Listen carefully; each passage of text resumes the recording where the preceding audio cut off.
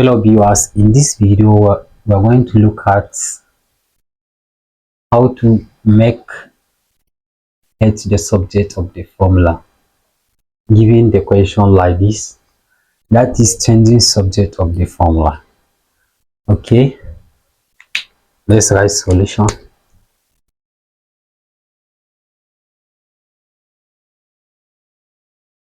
When the question is given as h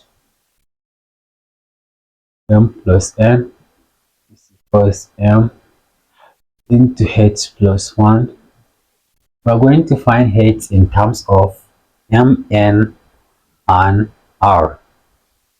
That is the first step. Here we're going to remove the brackets. Let's remove the bracket first. H times m, here we have hm. H times n, here we have plus hn.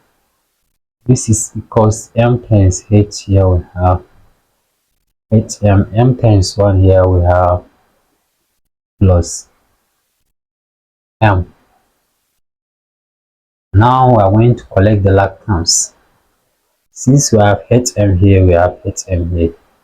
You can say we have hm. When this hm come to this side, it will turn to negative hm. Negative hm. This is equals to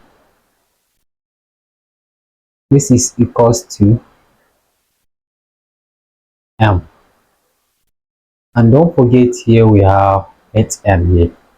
Then we can say we have plus hm is equals to m. We leave only m in this side. Hm minus hm is 0. And the only thing we have here is we have only hn is equals to m.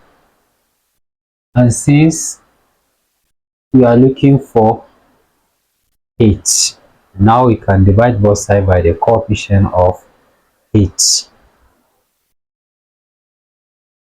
Let's say we divide